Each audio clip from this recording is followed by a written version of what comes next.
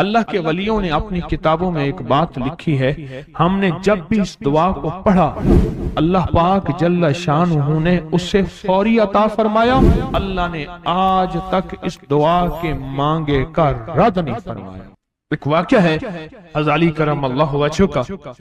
حضرت علی ایک سفر میں، تجارت کے سفر میں تشریف لے گئے، سفر تجارت میں آپ تشریف لے گئے۔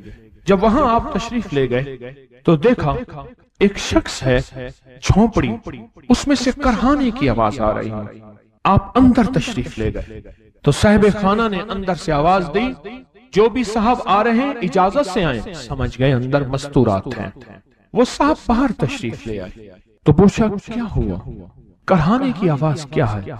کہا میری بیٹی ہے، جنگل میں لکڑیاں لینے گئی، اس کے اوپر ایک درخت گر گیا کاٹتے کاٹتے، اور اس کی وجہ سے اس کی کمر ٹوٹ گئی ہے، اب یہ بستر پہ پڑی ہے، اب یہ بیچاری تکلیفوں اور دکھوں میں۔ آپ نے فرمایا کوئی مسئلہ نہیں، میں ایک عمل کرتا ہوں، تو ایسا کر صرف اس کا کپڑا لے آ۔ آپ نے اس کے کپڑے کو سامنے رکھا، اس کو کہا اس کو پکڑ، اور اس کی طرف یوں انگلی کی، اور یہ دعا جو اب ہم پڑھنے لگے ہیں، بس یہ دعا پڑھی، اور صرف چند بار ہی پڑھتی اندر آوازیں خاموش ہو گئیں، چپ ہو گئی۔ آپ نے فرمایا پوچھو جا کے۔ آپ وہ بندہ اندر گیا تو واپس آیا، کہا بیٹی کو نیند آ گئی ہے، آج کئی ہفتے ہو گئے ہیں سو نہیں سکی، درد سے کرہا رہی تھی، اس کو نیند آ گئی ہے۔ آپ فرمانے لگے میں سفر میں جا رہا ہوں، جب واپس آؤں گا نا پھر پوچھوں گا، اگر کوئی تکلیف ہوئی تو پھر دم کروں گا، پھر دعا کروں گا، اور انشاءاللہ ٹھیک ہو جائے گی۔ آپ چلے گئے، آگے تشریف لے گئے تو آپ کے ہم سفر تھے، ان کی سواریاں تھیں، ان میں سے ایک گھوڑا تھا جس گھوڑے کو ٹھوکر لگی، چوٹ لگی، اس کے اگلے پاؤں کی ہڈی گھٹنا باہر نکل گیا، وہ ایک طرف ہو کے بیٹھ گیا، اس کا گھوڑا چل نہیں سکتا تھا۔ اس نے آ کے حضرت علی کرم اللہ درخواست کی کہ آقا اس کے لیے کچھ فرما دیں۔ فرمایا میں اس کے لیے دعا کرتا ہوں، یہ ٹھیک ہو جائے گا، اور آپ نے دعا پڑھنا شروع کر دی، اور فرمایا یہ اس کے ہاتھ پہ، اس کی ٹانگ پہ آپ نے ہاتھ پھیر دیا، جو معذور تھی ٹوٹی ہوئی نکلیا ہوا گھٹنا تھا، فرمایا ٹھیک ہو گیا۔ اور قافلے والوں نے دیکھا وہ گھوڑا سب سے آگے تھا، سب سے سبک رفتار تھا، اور سب سے لاجواب تھا۔ آگے ایک جگہ تشریف لے گئے تو قافلے کو پیاس لگی، پانی کی ضرورت تھی، کنواں دیکھا تو کنواں خشک تھا۔ آپ نے فرمایا کوئی بات نہیں، یہ دعا پڑھی، اور دعا کو پڑھ کے اپنا لعاب کنویں میں ڈال دیا۔ فرمایا کنویں میں پانی کا ایک جوش اٹھا، اور پانی اٹھا اور منڈیر سے باہر نکلا، لوگ پینے لگے تو آپ نے روک دیا، فرمایا مت پیو، کنویں کا جو کھڑا کالا پانی ہے وہ نکل جائے، اور پھر شفاف پانی جب نکلا فرمایا یہ پانی پیو، مشکیزیں بھرو، سواریوں کو پلاؤ۔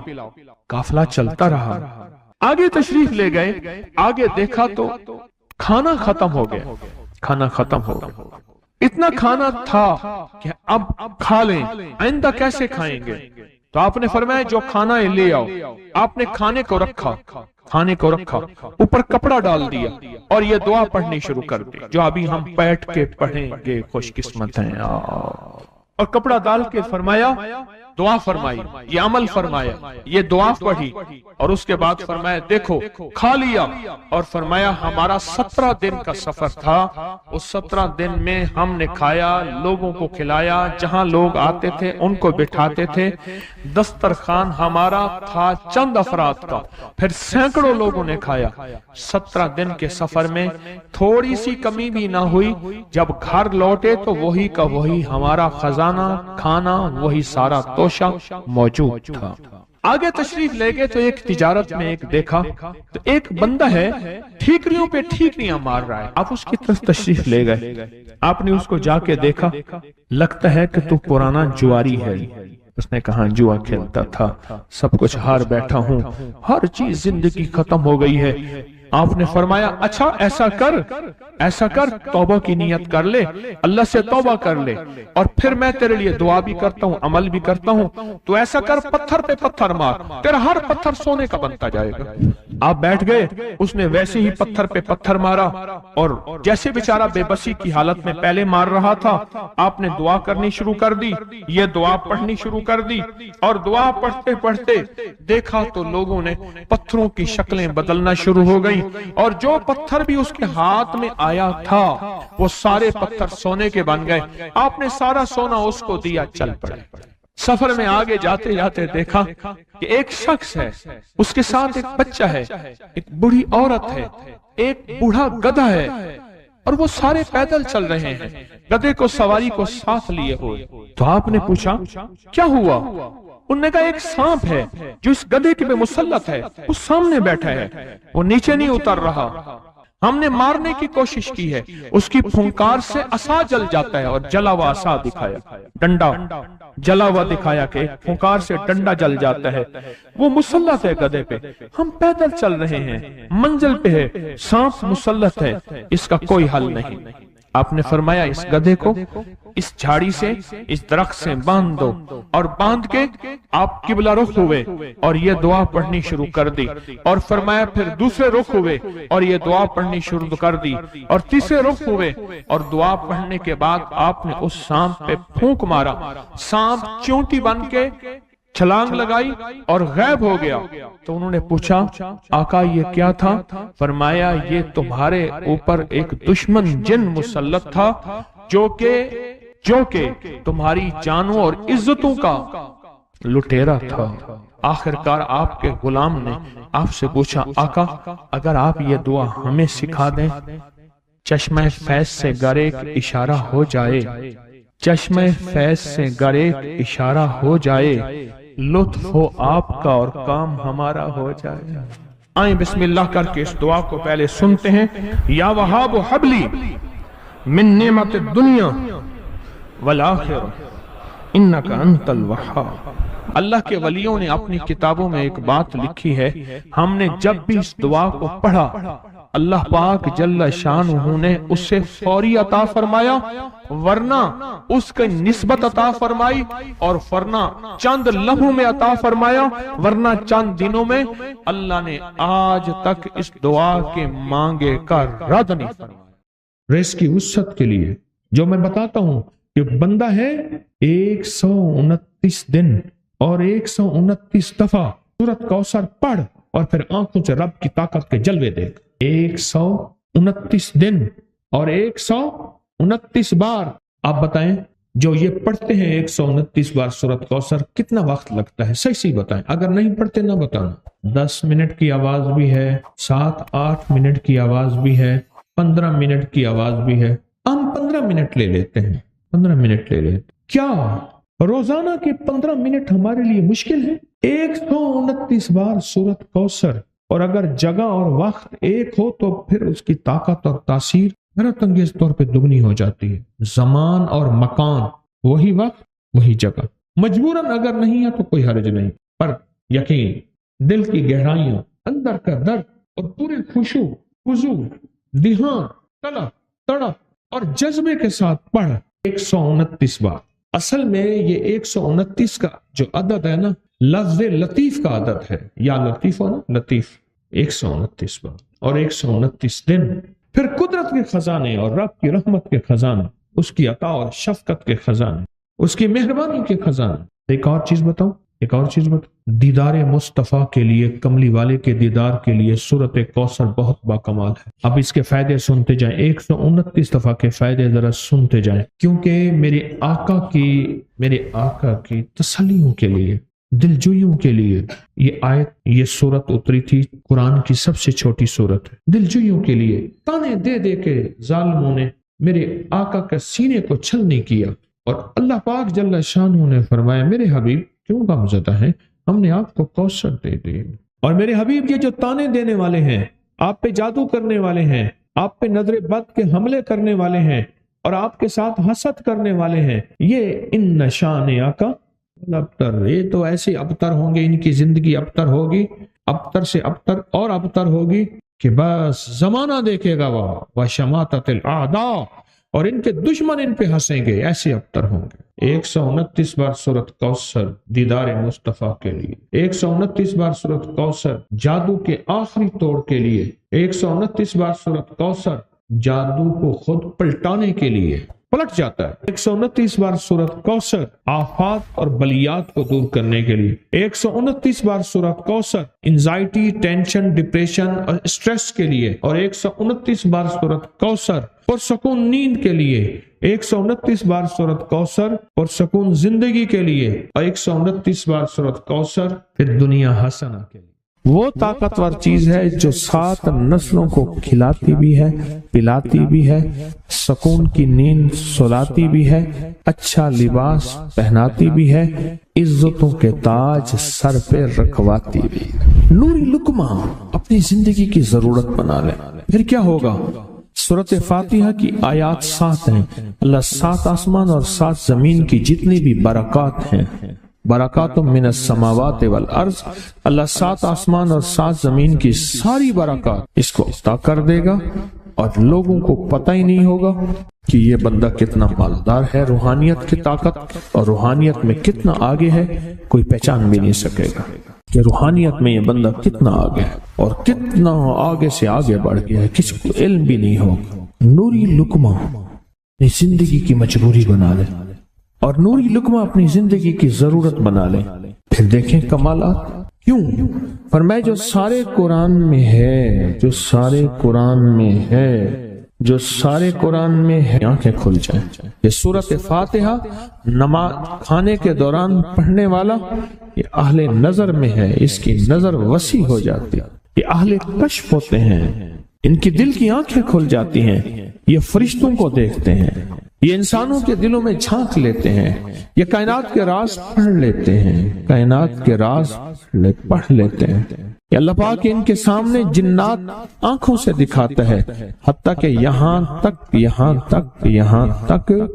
کہ اللہ قبر کے راز بھی ان کے اوپر کھول دیتے ہیں۔ نوری لقمے کا اثر یہ ہے، دل کی آنکھیں کھل جاتی ہیں، دل کی آنکھیں کھل جاتی ہیں، دل کی آنکھیں کھل جاتی ہیں۔ یہ نور لقمے کی تاثیر ہے۔ چہرے کی آنکھیں تو سب کے پاس ہیں، دل کی آنکھیں سب کے پاس نہیں، دل کی آنکھیں سب کے پاس نہیں، چہرے کی آنکھیں سب کے پاس ہیں، دل کی آنکھیں سب کے پاس نہیں۔ نوری لقمے کی یہ تاثیر ہے کہ دل کی آنکھیں کھل جاتی ہیں، اور دل کی دنیا آباد، اور دل کی دنیا شاد، اور دل کا وہ بندہ بامراد بن جاتا ہے جو نوری لقمے اپنی زندگی میں شامل کرتا ہے۔ اور نوری لقمے سورۃ فاتحہ، اور کتنی بار؟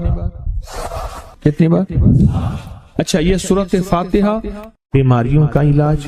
صحابہ کرام فرماتے ہم جا رہے تھے، کوئی ایک سردار تھا، اس کو بچھو نے کاٹ لیا اور اس کو چیخ رہا تھا بیچارہ، فرمایا سانپ کا کاٹا سوئے، بچھو کا کاٹا روئے۔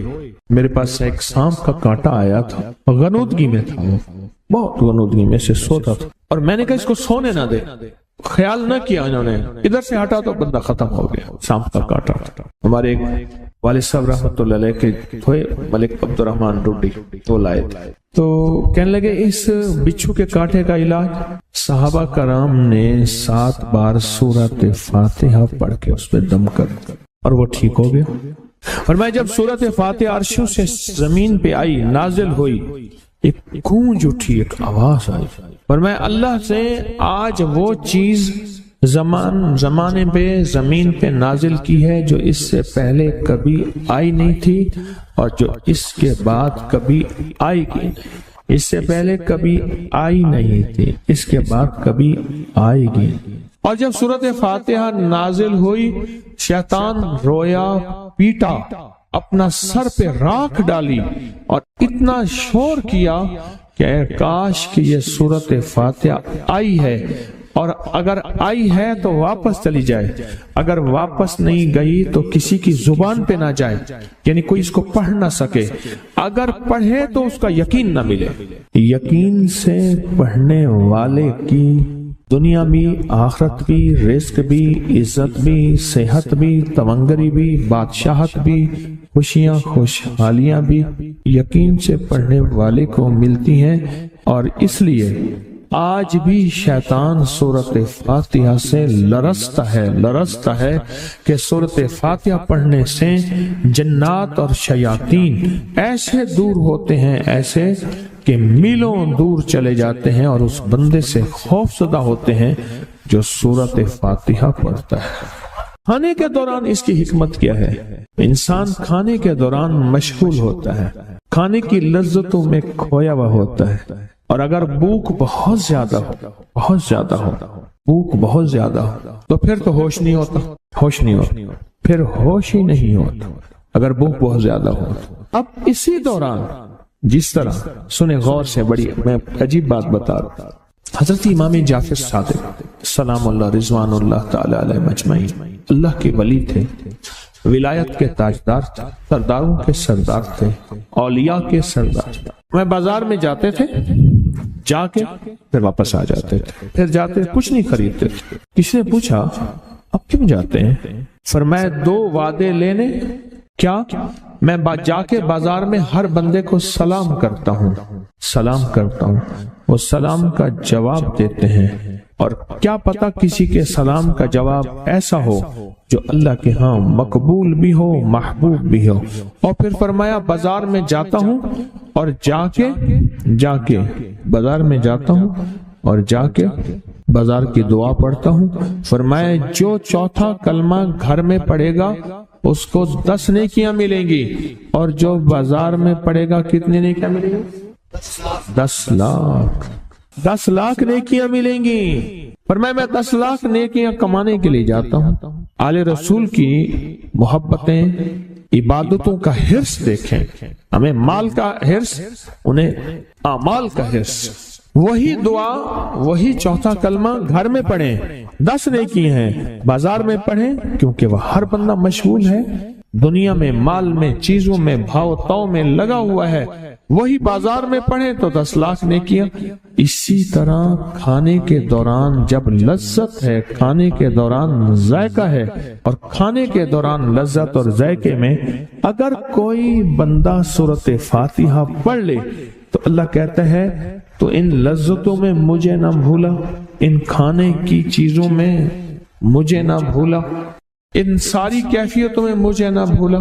اللہ خوش ہوتا ہے، اور پھر اللہ جل شانہ اسے 7 آسمان اور 7 زمین کی برکتیں حوالے کر دیتا ہے، اور جس کے پاس 7 آسمان 7 زمین کی برکتیں ہوں، یہ ساری عبادتیں کھانے کے دوران کوئی معنی نہیں رکھتی، پھر ایسی سمیٹ کے اللہ کائنات کو اسے دے دیتا ہے۔ نوری لقمے کی تلاش کریں، نوری لقمہ زندگی میں لے آئیں، بڑی خوشحال زندگی گزرے گی، بہت لاجواب زندگی گزرے گی۔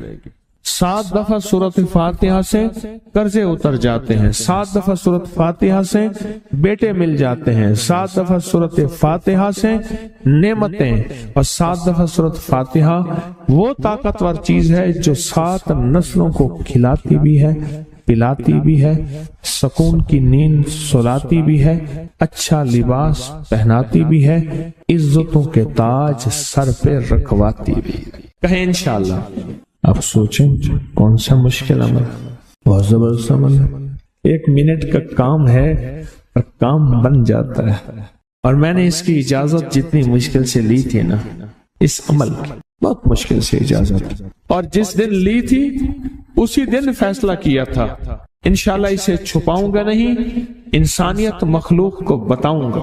اور یہ 7 دفعہ سورۃ فاتحہ جو دل کا مریض ہو مجھ جیسا اس کا بھی علاج ہے، جسمانی ہو یا روحانی۔ میں نے پچھلی دفعہ کہا نا کہ میں دل کا سخت مریض ہوں اور آج بھی ہوں، دعا کرو موت تک نہ رہوں، اور میں دل کا سخت روحانی مریض ہوں، جسمانی نہیں ہوں۔ میری پچھلی دفعہ کی وجہ سے پوری دنیا میں کوہرام مچا ہوا ہے کہ بابا گیا، جانا تو ہے، جانا تو لازم ہے۔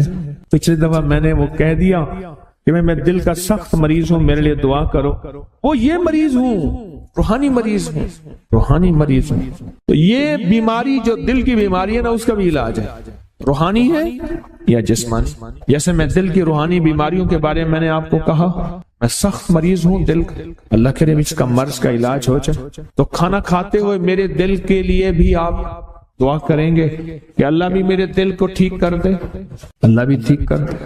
آپ مجھے بزرگ سمجھتے رہے ہیں اور اندر سے کام کھوکھلا ہو۔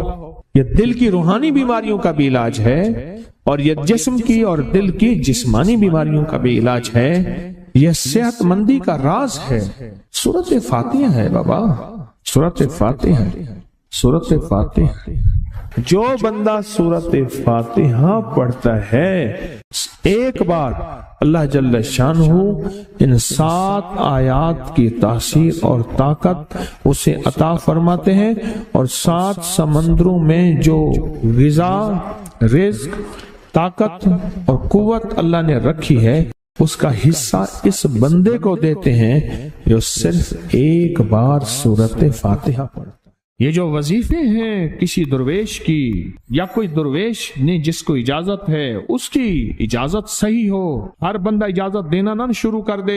اجازت کے پیچھے نسبتیں چاہیے، ان نسبتوں کی طاقت چاہیے۔ وہ جو اجازت ملتی ہے اس اجازت کے اندر جو تاثیر ہوتی ہے، اس میں جو کمال ہوتا ہے، اس میں جو اندر کی کیفیتیں ہوتی ہیں، اس اجازت سے نسلوں میں تونگری، دولت، رزق، عزت، صحت ایسے بارش کی طرح برستی ہے۔ میرے جو مرشد تھے حضرت خواجہ سید محمد عبداللہ حجویری رحمت اللہ علیہ، میرے مرشد جو تھے وہ حضرت داتا صاحب کی سچی آل میں سے تھے۔ مجھے جاتے جاتے انہوں نے اجازت دی 1991 ستمبر میں، اور مدینہ منورہ فرمایا میں جا رہا ہوں، بس اب بقی میں، اور بقی کے اندر جا کے سو گئے۔ اب بھی میں مرشد کے ہاں جاتا ہوں تو جنت البقیع کے قبرستان میں ان کی نسبتیں دیکھیں کتنی اونچی ہیں۔ پھر وہ نہیں، 26 بڑی ہستیوں نے مجھے خلافتیں، اجازتیں دیں، 26 سے بلکہ زیادہ اجازتیں اور خلافتیں دیں، اور ان کی توجہات ہیں، ان کی پیچھے دعائیں ہیں، اور پیچھے کامل کے ہاتھ ہیں۔ یہ روحانیت کی نسبتیں ہوتی ہیں، روحانیت کی نسبتیں ہوتی ہیں۔ ان نسبتوں کے ساتھ جیسے آپ تسبیح خانے میں ماشاءاللہ پوری دنیا میں لوگ یہاں آئے ہوئے ہیں، اور بڑے بڑے ہستیاں یہاں آئی ہوئی ہیں جو مٹی ہو کے چٹائیوں پہ پڑے ہیں، خواتین میں بھی مردوں میں بھی، بڑے بڑے عہدوں والے، عزتوں والے، بڑے بڑے مقام والے یہاں اپنے مرشد خانے میں بے حیثیت ہو کے پڑے ہیں۔ جو بے حیثیت ہو کے آتا ہے اللہ اس کو عزت اور مقام اور حیثیت دے۔ کہنے لگا میں نے نا حمزات کو قابو کرنے کے لیے میں نے ایک عمل کیا۔ عمل یہ تھا کہ ایک بڑا سا تھال لے لیں، جیسے یہ گارے اور مٹی میں تھال ہوتے ہیں، اس کا چراغ بنا لیں، اس میں 10 کلو تیل ڈالیں اور بڑی ساری بتی ہو، ٹھیک، اس کی بتی جلائیں۔ 10 کلو تیل جلنا ہے، یہ سارا کتنا تیل جلنا ہے اس کی بتی میں، اس کی لو میں دیکھنا ہے، اور پھر بیٹھنا اس انداز سے ہے کہ میرا سایہ ہو، اور پھر میں اپنے سائے کو بھی دیکھوں، لو کو بھی دیکھوں، اور اس کے بعد یہ وظیفہ پڑھنا ہے۔ 40 دن میں یہ 10 کلو تیل جل جاتا ہے، دن رات بیٹھنا ہے اور اس کو پڑھنا۔ 30 دن جب گزرے تھے، 30 دن گزرنے کے بعد اس کو نقشے نظر آنا شروع ہوئے۔ نقشے یہ نظر آنا شروع ہوئے کہ گھر ہے، بچے ہیں، کھیل رہے ہیں، اماں بیٹھی ہے، آپس میں بچے کو لڑ بھی رہے ہیں، کھا بھی رہے ہیں، پی بھی رہے ہیں۔ اس نے ادھر سے توجہ ہٹائی۔ مرشد نے فرمایا تھا کہ دیکھ میری نگرانی میں عمل کر رہا، نقشے نظر آئیں گے، کسی نقشے میں نہ توجہ کرنا نہ خوف کرنا، خوف بھی آئے گا، چیزیں بھی آئیں گے، نہ کرنا، بس نہ کرنا۔ دوسرے دن اوپے سے نظر آیا، پھر بچے ہیں کسی باغ میں کھیل رہے ہیں، ایک بچہ پھر گم ہو جاتا ہے، ماں روتی ہے، اتنا روتی ہے اس کو رونا آ جاتا ہے۔ پھر خیال آیا مرشد نے فرمایا تھا کسی توجہ نہ کر، یہ کیا نقشہ شروع ہو گیا؟ اچھا پھر 2 دن کے بعد نقشہ آیا، بچے کھیلتے کھیلتے کھجور پہ چڑھ گئے، ایک بچہ جو اوپر سے گرا اس کے بازو ٹوٹ گئی، لات ٹوٹ گئی، اب پتہ چلا وہ تو مر گیا۔ اب اس کی میت پہ جو اماں نے بین ڈالے، جو ابے نے روئے اور گھر کی مائیاں روئیں، اصل اس کو وظیفے سے ہٹانا تھا، اور اس کی نظر جو وہ وہاں ہے وہاں سے نظر سے ہٹانا تھا۔ پھر اس کو مرشد کا خیال آیا کہ توجہ نہیں ہٹانی، دھیان نہیں ہٹانا۔ پھر خیال آیا جب مرشد کامل ہو فائدہ کبھی نہیں ہوگا جب تک یقین کامل نہ، اصل توجہ ہٹانی ہے، اور بہت زیادہ رونا، اور اتنا رونا کہ سرکار کا خیال آیا، بچے کو لے جا رہے ہیں، اس کی میت پھر قبر کھود رہے ہیں، پھر اس کا یہ کر رہے ہیں، رونا اتنا کہ اس کے آنسوں،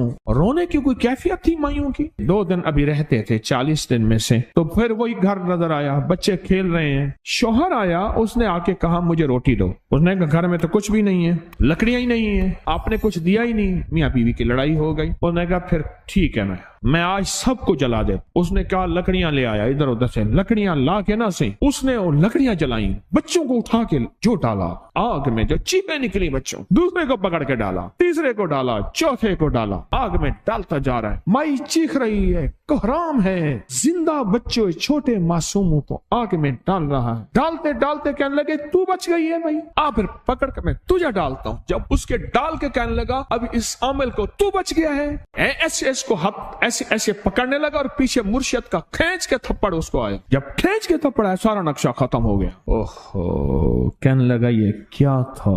مرشد کامل ایسا ہوئے جرا لولوں دے وچ وسے ہو, نال نگاہ دے پاک کریندا, نہ صابن سجی کھتے ہو. یہ اس وقت ہوگا جب یقین ہوگا, جب تیرا یقین کمزور ہے. مرشد کامل ہے, یقین کامل نہیں ہے, ناکام رہے گا ساری زندگی, تھرمامیٹر لگاتا رہے گا. کوئی کہہ دے گا کہ تیرا مرشد 1 نمبر ہے, ولی ہے, کہا سبحان اللہ. کوئی کہہ دے گا 2 نمبر ہے, کہے توبہ توبہ. ساری عمر اسی زندگی میں رہے گا, کبھی نہیں پا سکے گا. 40 دن کے بعد مرشد کی خدمت میں حاضر ہوا اور سارے نقشے بتائے. فرمایا نہ بتاؤ, ہم دیکھ رہے. علامہ فخر الدین رازی رحمت اللہ علیہ کا مشہور واقعہ ہے, مرید جو ہے آپ کا سینکڑوں میل دور, اور وہ مرید وہ تھا جو ساری عمر اللہ کے وجود کو کہتا رہا کہ اللہ کے وجود کو نہ ماننے والے کہتے تھے کوئی اللہ نہیں ہے, کہاں ہے دکھاؤ, ہر چیز خود بخود بن گئی ہے, خود بخود ختم ہو جائے گی. ان کے پاس 100 دلیلیں تھیں. کتنی 100 دلیلیں تھیں, اور آج تک ان کی دلیلوں کو کوئی توڑ نہیں سکا تھا اللہ کے وجود پہ. آخری وقت ہے, اور آخری وقت کے اندر ایک دروازہ کھٹکھٹایا کسی نے کہ جناب ایک بزرگ آپ سے ملنے آئے ہیں. وہ بزرگ ان کے دوست تھے پرانے. اوہو, آپ کا آخری وقت ہے, میں ملنے آیا. اور وہ بزرگ نہیں تھا, وہ شیطان کی شکل بن کے آیا تھا. اس نے آتے ہی وہ مسئلہ چھیڑ دیا. آج تک اس کی دلیلیں کوئی نہیں توڑ سکا تھا, یہ اس کی دلیل توڑ گیا. پہلی دلیل ٹوٹ گئی. اس نے دوسری دی اللہ ہے, اس نے 2 دلیل بھی توڑ دی کہ اللہ نہیں ہے. اس نے تیسری دی اللہ ہے, اس نے وہ اپنے علم کی طاقت وہ دلیل بھی توڑ دی. چوتھی 99 دلیلیں توڑی, ابھی 1 دلیل باقی رہتی ہے. اگر وہ بھی دلیل گئی تو یہ بھی کہتا ہے اللہ نہیں, اور آخری وقت میں رب کے وجود کا انکار کر کے خاتمہ خراب کر کے گیا. مرشد وضو فرما رہے تھے, دور کہیں میلوں میلوں دور اللہ نے اپنی طاقت قدرت سے نقشے ہٹائے سامنے سے, اور نقشے ہٹائے کہ تیرا مرید گیا, وہیں سے وضو کا پانی چلو بھر کے نہ زور سے پھینکا, اور کانوں میں آواز آئی کیوں دلیلیں دے رہا ہے, تو نہیں کہتا میں نے اللہ کو بغیر دلیل کے مانا, تو دلیلیں دے رہا ہے. کیوں نہیں کہتا کہ میں رب کو بغیر دلیل کے مان. عمر رضی اللہ تعالیٰ عنہ امیر المومنین مسجد نبی میں خطبہ دے رہے ہیں. حضرت ساریہ صحابی تھے, وہ اس لشکر کے سپہ سالار تھے. میلوں سے میلوں, سینکڑوں میل دور ایسے نقشے ہٹے, اور خطبے کے دوران انوکھی بات کہہ دی, یا ساریہ الجبل, ساریہ پہاڑ کے پیچھے دیکھ دشمن وہاں سے حملہ کر رہا ہے. اور پھر خطبہ شروع کر دیا. جمعہ کا خطبہ تھا. لوگ حیران, یہ امیر المومنین نے کیا فرما دیا. جب حضرت ساریہ کا قافلہ آیا واپس, تو فرمایا فلاں وقت فلاں لمحے فلاں وقت میں, جمعے کے دن فلاں لمحے میں امیر المومنین آپ کی آواز آئی تھی, اگر نہ آتی تو دشمن نے پیچھے سے مقابلہ حملہ کر دیا تھا اور ہمیں کاٹ کے رکھ دیتا, ٹوٹے ٹوٹے کر دیتا. آپ کی آواز آئی, ساریہ پیچھے دیکھ دشمن حملہ کر رہا ہے پہاڑ کے پیچھے, یا ساریہ الجبل. یہ میں آپ کو حوالوں سے بات کر رہا ہوں, روایات بتا کے بات کر رہا ہوں.